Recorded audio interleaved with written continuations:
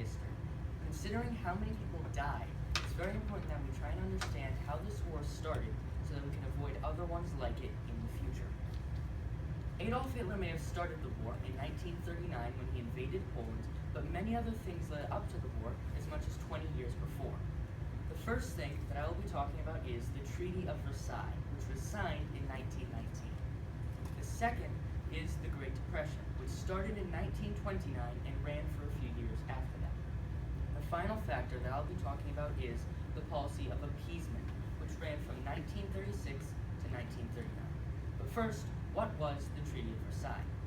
The Treaty of Versailles ended the First World War, and according to Tillotson in the article entitled Treaty of Versailles, Not Exactly as Planned, How the Treaty to End All Wars led instead to numerous new conflicts, the Treaty of Versailles left Germany weakened in every aspect. In other words, Germany lost lots of territory to this treaty, their military was cut down in size, and most importantly, the treaty made Germans pay billions of dollars in war reparations. That means that they had to pay back billions of dollars to all of the other countries in Europe that fought in the war.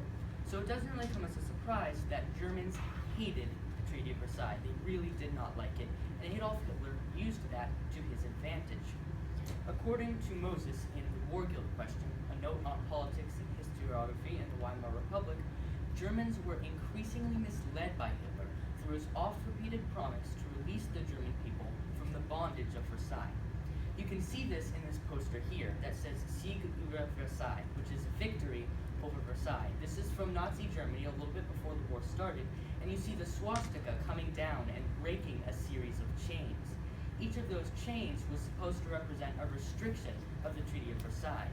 This poster is basically saying Hitler is freeing us from the treaty, and that is something that a lot of Germans related to and that a lot of Germans liked. The second factor that I'll be discussing is the Great Depression, which started when the American stock market crashed in 1929. But how did this affect Germany? Well, you may remember the war reparations that I mentioned earlier.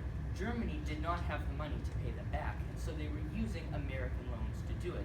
When the American stock market crashed, so did the German economy, because they weren't getting American loans, and so they couldn't pay back the reparations.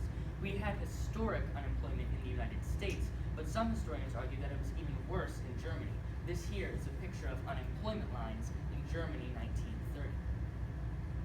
But how did the Great Depression help the Nazis? This was explained by Evans in his article, The Coming of the Third Reich. The German middle class begins to gravitate towards the Nazis. But why would they do this? The Great Depression led to the rise of many extremist parties in Germany, among them the Communist Party. However, many Germans did not like the Communist Party, and so they started voting for the Nazis, because the Nazis said, "We will stop the communists, vote for us," and so they did. You can see as unemployment skyrockets after 1928, so does the votes that Nazis were getting in the elections.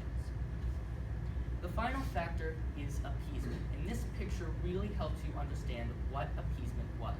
The solid light pink color represents German territory before 1936. All of the darker colored areas are places that Germany took over or annexed before the war even started. You may be surprised by how much territory they were able to take without a fight, and you may be willing to blame the Allies for letting them get so far. However, it's not quite this simple, as Levy explains in his article entitled Neville Chamberlain's Appeasement Policy as the Cause of World War II is One of History's Myths. He explains that the Allies were left with no choice because World War I and the Great Depression had taken a drastic toll on British and French military strength. In other words, even if Britain and France wanted to stop Nazi Germany, their militaries weren't strong enough to do it. And besides that, even if they could have fought Nazi Germany, many of the people living in these countries would not have wanted them to. You have to remember that the First World War was only 20 years earlier, and people would do anything they could to try and avoid having to fight again. In conclusion, the Treaty of Versailles left Germans angry and resentful.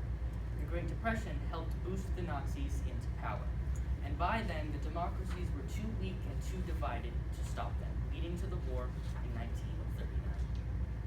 It may be boring and unexciting to learn about all these treaties and all these mistakes and events, but what you have to keep in mind is that these little mistakes led to the deaths of over 60 million people. So So it's very important that we try and understand how this war started so that we can avoid a tragedy like it in the future. Holy